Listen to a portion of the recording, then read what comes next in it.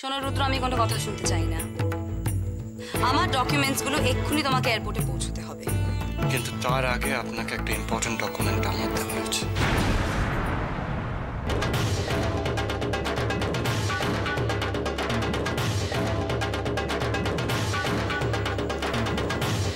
এটা কি?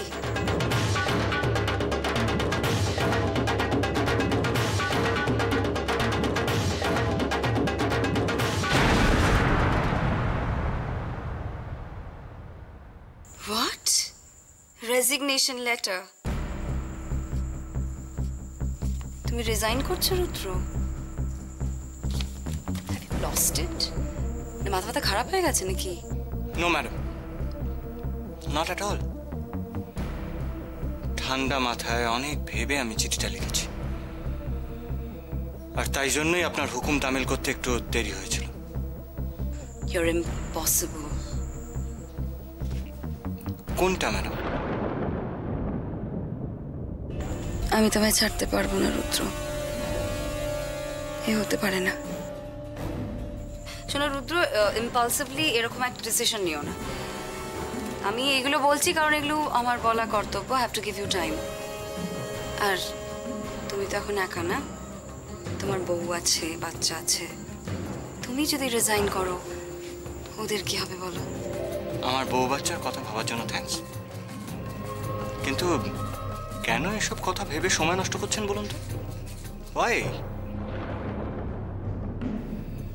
দেখুন, লেটারটা অ্যাকসেপ্ট করে আপনিও রিলিফ পাবেন, আমিও। শোনো, এইসব কথা আমি যেতে চাই না।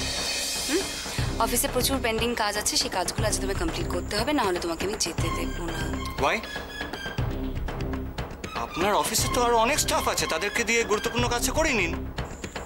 রুদ্র, এখনো ভেবে দেখো, কোথায় যাবে তুমি? আপনি আমার জন্য এতটা কেয়ার করছেন কেন বলুন তো? এনিওয়ে, এই অফিসে আমার পক্ষে আর থাকা সম্ভব না। Sorry and bye. Wait,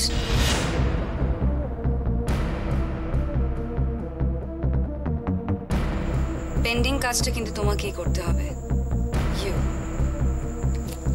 You have to do it.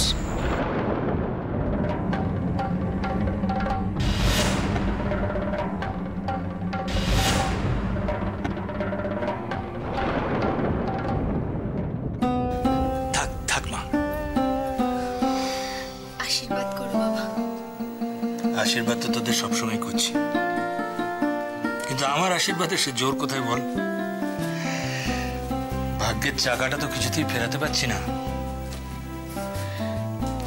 দুঃখ করো না বাবা, আমাদের ভাগ্যে যা আছে তাই হবে। শুধু এটুকুই যে লড়াই করে যেতে হবে। হ্যাঁ, সে তো বুঝলাম, কিন্তু তুই আবার মিষ্টি আনতে গেলি কেন? আসলে আমি পায়েসই করে আনছিলাম তোমার জন্য, কিন্তু প্ল্যান ছিল না তো আসার, তাই তাড়াহুড়ো করে চলে এলাম, আনতে পারলাম না। কেন তাড়াহুড়ো কেন? মনের তাগিদেই তাড়াহুড়ো করে এলাম বাবা। ওকে আমি কিছুতেই আটকাতে পারলাম না। কি বলছিস দোল? হ্যাঁ বাবা, ও বলেছে আজকেই রেজিগনেশন দিয়ে দেবে অফিসে। এখন আমি বুঝতে পারছি না আমি কি করব, কি করে আটকাবো, কি বলবো ওকে। দুঃখ করিস না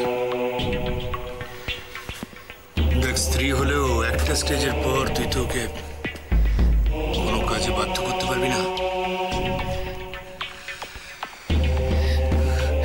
কিন্তু বাবা, ও যদি চলে আসে তাহলে কি হবে?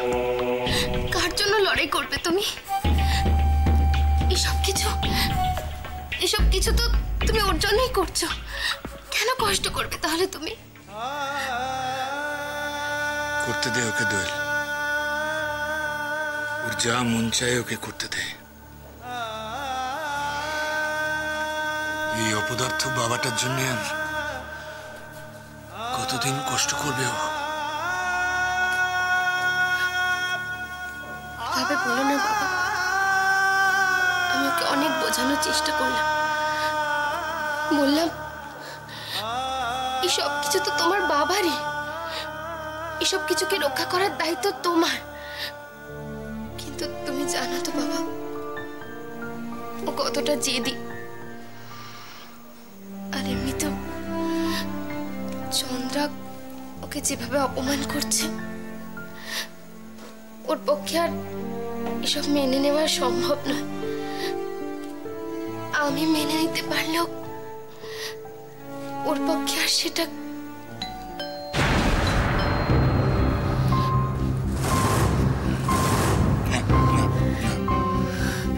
চিন্তা করিস না, আমি দেখছি।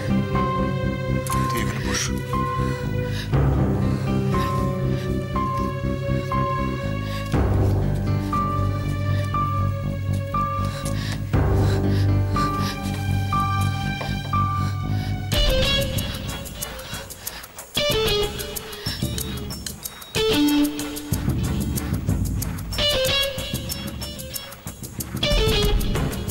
এটা কি আপনার অর্ডার? বলতে পারো।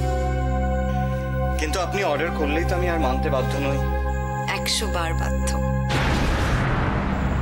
ফার্স্টলি, তুমি রেজিগনেশন দিলেই যে সেটা আমাকে মানতে হবে তার কোনো মানে নেই। সেকেন্ডলি, ধরো আমি মানলাম, জাস্ট ধরো, কিন্তু অ্যাকর্ডিং টু কোম্পানি রুলস তোমাকে কোম্পানিকে 1 মাস সময় দিতে হবে। হোয়াট? ইয়েস। আর এই সময়টুকু আমার ইনস্ট্রাকশন অনুযায়ী তোমায় কাজকর্ম করতে হবে। দেখুন, হটকারিতা করে কোনো কাজ করবেন না আর করার কথা ভাববেন না। মানে ভেরি সিম্পল। চিঠিটা একটু ভালো করে পড়ে দেখুন, ওটার মধ্যে সব লেখা আছে।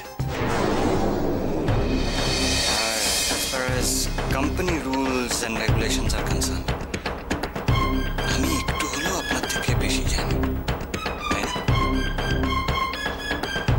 দেখুন, ক্যাজুয়াল লিভ, সিক লিভ এগুলো মিলিয়ে অনেকগুলো ছুটি আমার জমা হয়ে আছে। তাই আপাতত এই ছুটিগুলো আমি এনজয় করব। কি বললে? তোমাকে এনজয় করবে?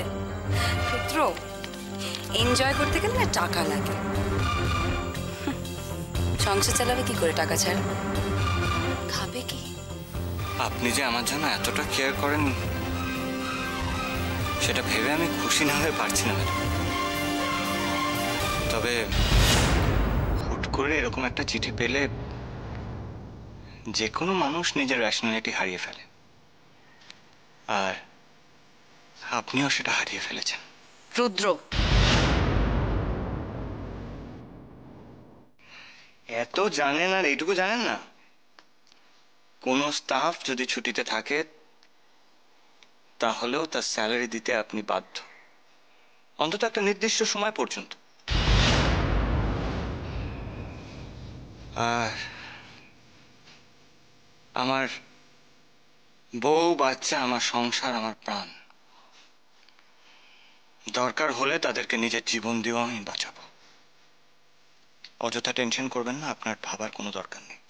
Thank you.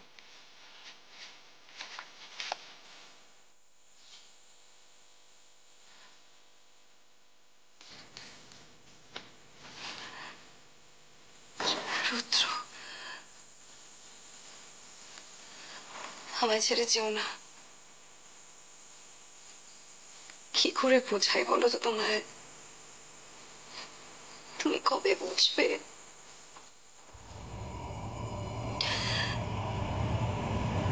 আমি এখনো তোমায় ভালোবাসি, এখনো ভালোবাসি।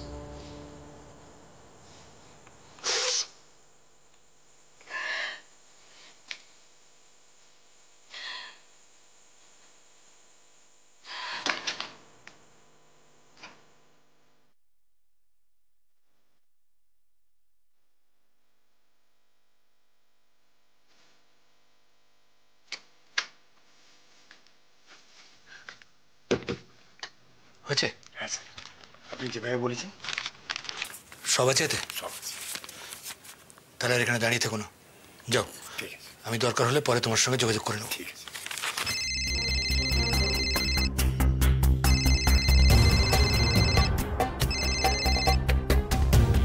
কি হলো, ধরলে না? না স্যার, ঠিক আছে।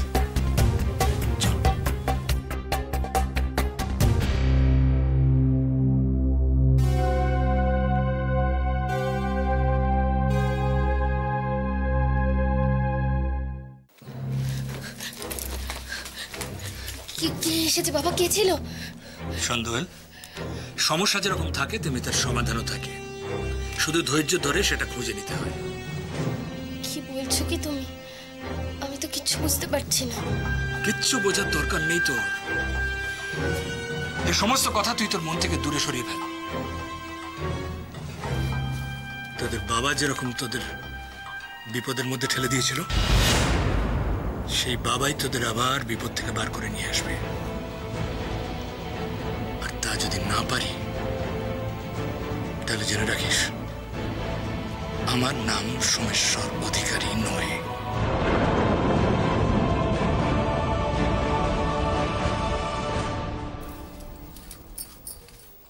দিদি, জুনিয়র কিন্তু রান্নার হাত খুলে গেছে। ভালো তরকারিটা করেছে বলো। হ্যাঁ গো, আজকে এই তরকারিটা খুব ভালো খেয়েছি। করেছে না ভালো? বাড়ির বউ দেখতে হবে তো। জানি না তাই। আমাদের বাড়িতে কিন্তু রান্নার খুব তরিবাজ ছিল। তাই? দিদি বলো, সে যে আগে আমাদের মাটির উনুন ছিল তো, এদিকের পাট ছেড়ে তারপরে সেই উনুনে নেতা বুলিয়ে তবে মায়ের নিরামিষ রাঁধতে হতো, ঠিক কিনা বলো? তারপরে দুই জায়ে মিলে খেতে বসতে বসতে বিকেল। তোমাদের খুব কষ্ট হতো তাই না? ওই দা বলে কষ্ট না না, আমাদের ওসব বোধই ছিল না।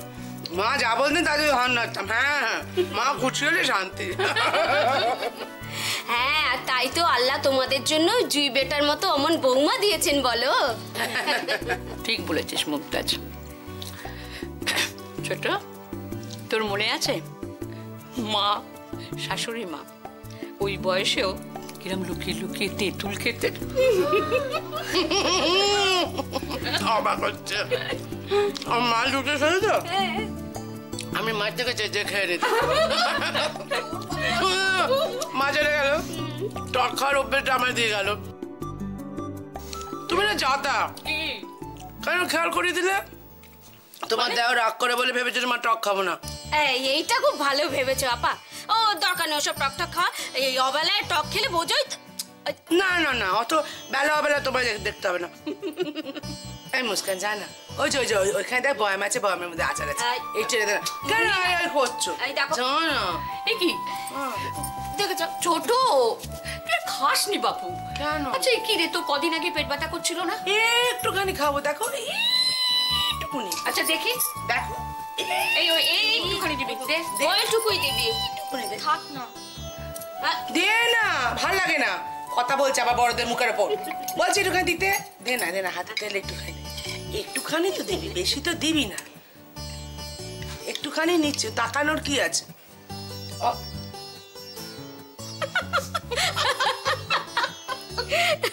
দিল দেখো, ইচ্ছে কটা ঠাস করে চর কষিয়ে দিতে। বাদর মেয়ে, এই তোর এইটুকুনি। বাবা আর একটু দিতে হবে না। একদম না। মা আমি তো রাম করে খেলবো না। দে না, একটু দে না। বেশি গেলে তোমার কষ্ট হবে না? এই যে গিন্নিপনা করিস না তো, আমাকে আচার দে। আচার দে। আচ্ছা আচ্ছা ঠিক আছে, দে দে একটা আম দে দে। আমাকে আচারটা দাও, দিয়ে নিজে পড়াশুনো করো, আমার উপর গিন্নিপনা না করে। পড়াশোনাটা শুরু করো, ওতে কাজ দেবে। দাও। হ্যাঁ হ্যাঁ। সুজনকে বলেছে চাচি পড়াশোনার কথা। তুই জানিস না তুই কত ভালো একটা বর পেয়েছিস। যত্নাতে করিস বরের, বুঝলি? দেখিস মুস্কান, ঠাকুর তোকে অনেক দেবে, অনেক দেবে, দেখিস। দিদি,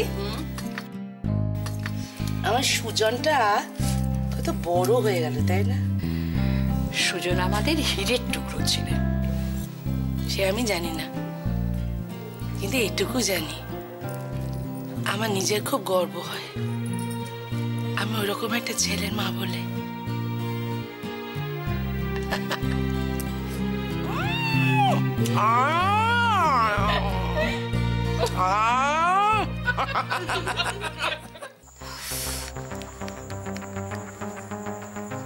কেন ফোন তুলছেন না? কেন ফোন তুলছেন না? কি এমন করছেন? ফোন তুলছেন না কেন? কি করি আমি এখন? কি করি? কি করে রুদ্রকে আটকাবো? কি করে আমি রুদ্রকে আটকাবো? কাকে বলি? মা, মাকে বলবো? না না, মা আমার কথা মানবে না।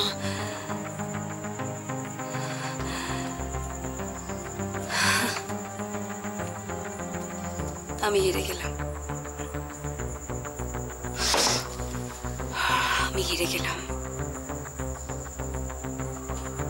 আলটিমেটলি চন্দ্রা হেরে গেল।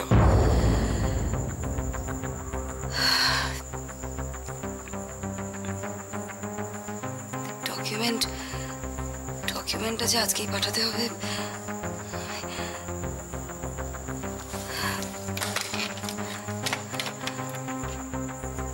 হ্যাঁ, সনাতন দাকে একটু পাঠিয়ে দিন তো ভেতরে। হ্যাঁ,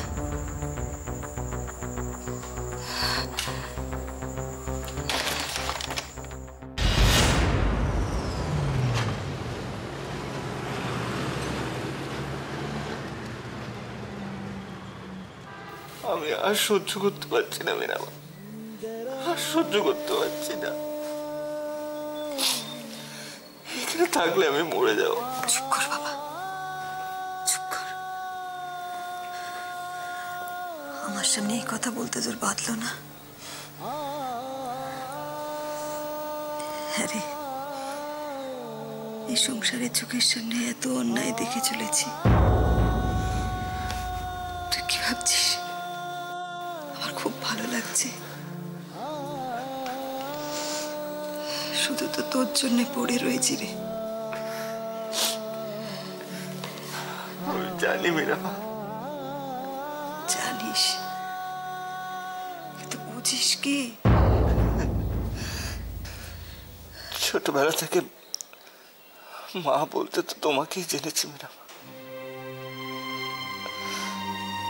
সেটা কাল তুমি আর বাবা আমাকে আগলে রাখতে, দুঃখ কি কখনো বুঝতে পারনি।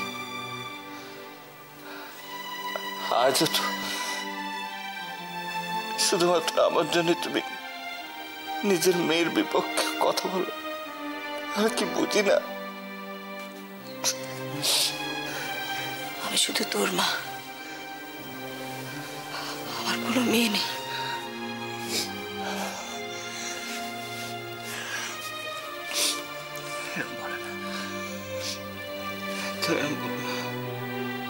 আমি দুঃখ পেও না, সবটাই আমার দোষ। আমি অনেক চেষ্টা করলাম মীরামা, পারলাম না।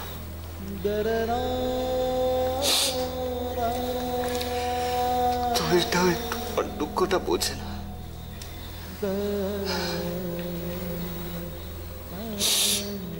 আচ্ছা, বাবার কথা খুব মনে পড়ছে না। বাবা যদি এখন এখানে থাকতো তাহলে।